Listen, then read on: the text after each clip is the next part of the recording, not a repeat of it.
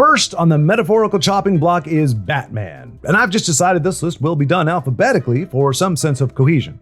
This right here is peak Batman. This is the setting in which the Caped Crusader is most suited. The zany adventures of a man dressed in the loosest representation of a bat, complete with a glorified emoji on his chest, just to be sure you get the gist. His motley assortment of villains prance about merrily in their diabolical capers before relentless onomatopoeia sends them swiftly to the revolving door that is Arkham Asylum, a prison that is almost impossible to not escape from. Take him out of this whimsical setting and put him in something more realistic, and oddly enough, he becomes rather comical. I'm Batman.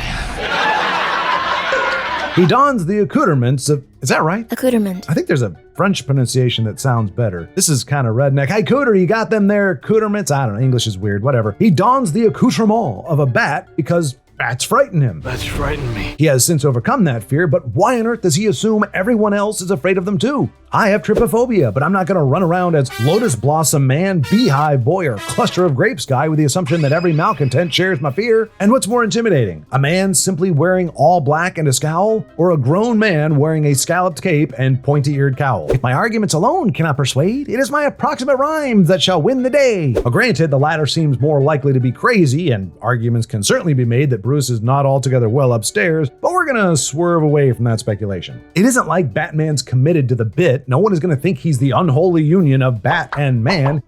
He is clearly a man in a costume. I can think of few things less terrifying. What's left of his alleged menace vanishes once word on the street gets out that he's allergic to killing and even maiming, rendering him little more than an aggressive mall cop with a broader jurisdiction. Is he dangling you off the side of a building, roughing you up in the interrogation room? Not to fear, he is, for all intents and purposes, less dangerous than a sterilized bat. Well, I mean, he might give you a bloody lip or a black eye, but there are plenty of people you'd rather not piss off than the old Caped Crusader. Apologies to Keaton's Batman, seemingly the only popular iteration that would actually strike fear into the criminal element because he just doesn't give a guano. Setting his impotence aside, let's address a more subtle deception when it comes to Batman's efficacy. Bruce is supposedly a normal man, simply one who has reached the pinnacle of human conditioning. Call me the question, but I have doubts that this mere mortal is able to engage in grueling, physically taxing crime-fighting endeavors almost every night, maintain what must surely be a brutal workout and training regimen to keep him in that perpetual state of maximum fitness, and still find time to pack in the 7,000 calories or so he'd need just to remain standing. Not to mention the extensive hours he most certainly needs for his vaunted preparation time. And when exactly are his muscles rebuilding in all this? When is his mortal shell healing? I've heard nothing of a Bat Sabbath. This quandary is emphasized in Nightfall, a series in which Batman is run ragged, lacking even the time to shave, and ultimately gets his back busted by Bane.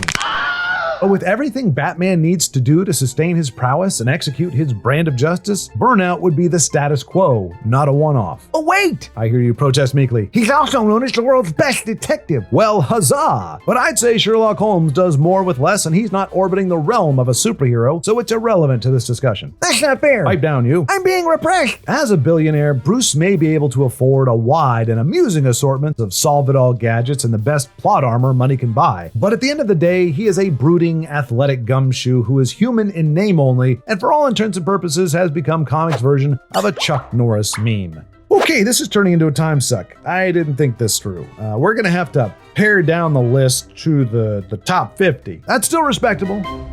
And now's as good a time as any to take on an obvious choice, Krypton's favorite son, the Man of Steel himself, Aquaman. Just wanted to see if you're paying attention. Superman.